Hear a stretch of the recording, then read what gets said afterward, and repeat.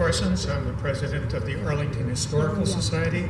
We have the Jason Russell House just up the street, and this summer we hope you'll come and visit our beer garden every Saturday. So with that commercial out of the way, let me begin.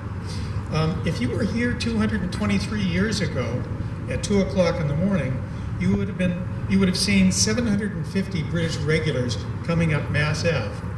They had landed at Leechmere Point in Cambridge a few hours before from rowboats, because they were coming by sea, as the two lanterns indicated. And their mission was to capture munitions out at Concord. After landing on the Cambridge shore, they marched 4 miles to the village of Monotony, which was sleeping at the time. And the commander, General Smith, got word from reconnaissance units that had been sent ahead that there were people gathered on the Lexington Green, and he sent for reinforcements to British headquarters. And then he continued to march 6 miles more up to Lexington, where 77 Minutemen opposed 750 regulars. That took enormous courage. It's not clear who fired the first shot at Lexington, but 7 Minutemen and 1 British regular fell. The column then continued on to Concord, where they broke into smaller units searching for munitions that the colonials had hidden in farmhouses and elsewhere in the town. Somewhere around noontime, the militia in Concord noticed that there was smoke coming from the town, and they were afraid that the British were burning the town. So they marched to the Old North Bridge, where they found about 100 British regulars guarding the line of retreat for the British soldiers that had gone out into the countryside. Opposing that 100 British regulars were 400 colonial Minutemen. Not only people from Concord, but Acton and surrounding communities had gathered, and the British wisely decided to retreat. Not before there was an outbreak of firing there as well, and more British soldiers and more colonials fell, but more British soldiers fell than colonials. That started a fighting retreat all the way back to Lexington. And at Lexington, they were met by the relief column that had been sent out from Boston, another 1,000 redcoats, and 2 cannon. And those 2 cannon would prove to be decisive. They had crossed the Charles River, not on boats, but on a bridge. It was called the Great Bridge. And they probably did that about 7 o'clock in the morning. And when they got to the Great Bridge, what they found was that planks had been removed from that bridge so that only the foot soldiers and the cannon could cross. 2 supply wagons that were supposed to be supporting both Smith and Percy were detained. And I'll come back to that in a minute. The British fought their way back from Lexington. One of the things that the British cannons were able to do was to give the British in Lexington a little bit of breathing room. They held the colonials back with small cannon. They probably fired a shot about like that. It wasn't a huge cannon. It had to be pulled by horses or men. So it wasn't huge. But it was enough to discourage the colonials. And the British column, now 1,700 strong, minus a few, had started retreating back to Monotony. Well, in the meantime, many more Minutemen from as far away as Danvers, Peabody, and Linfield had gathered here in Arlington, in Monotony at that time, and found that the stone walls surrounding or edging Mass Ave were a perfect place to start shooting at the Brits.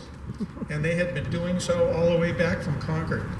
You got to feel a little sorry for the Brits. I mean, here they are. They've been up since 2 o'clock in the morning, or earlier, because they got here at 2 o'clock in the morning.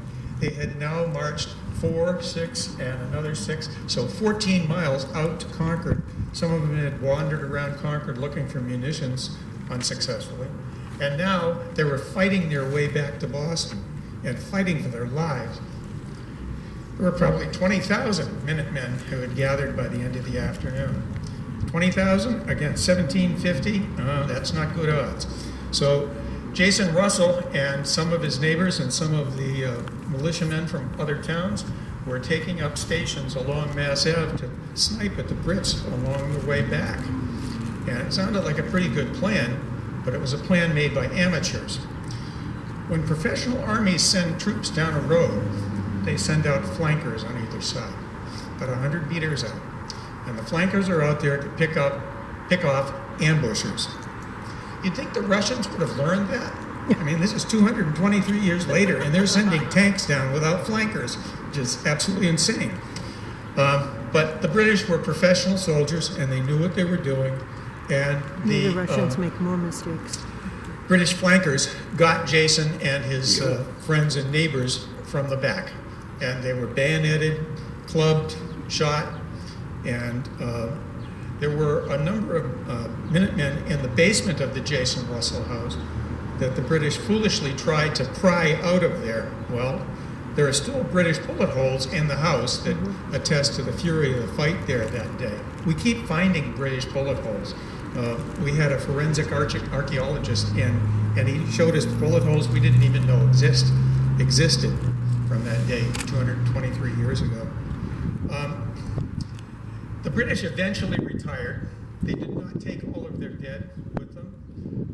The 11 colonials that fell at the Jason Russell house were buried the next day at the old burying ground, which you can see from here. And along with them, there were 2 British soldiers that fell in Menotomy that day. And they were buried with the slaves. And the reason they were buried with the slaves was they were the slaves of King George III. And they thought this was a fitting insult to the fallen British soldiers. The British supply wagons had come through Arlington before this fight at the Jason Russell house, and the old men of Menotomy, who were too old to fight in the militia, captured them and killed several of them as well. So the British eventually gained the protection of the guns of the Somerset in Boston Harbor and got back to Boston. But during that day,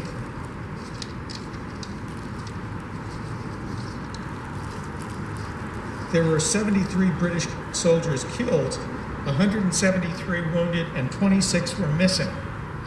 And the colonials, 11 were wounded, 49 were killed, 41 were wounded, and 5 were missing. It's interesting that 5 times as many Brits were missing at the end of this battle as were colonials. And it may be because the British soldiers saw how much better the colonials were living than they were in Boston and in England, and may have decided to throw their lot in with our side. But anyway, that's what happened here 223 years ago.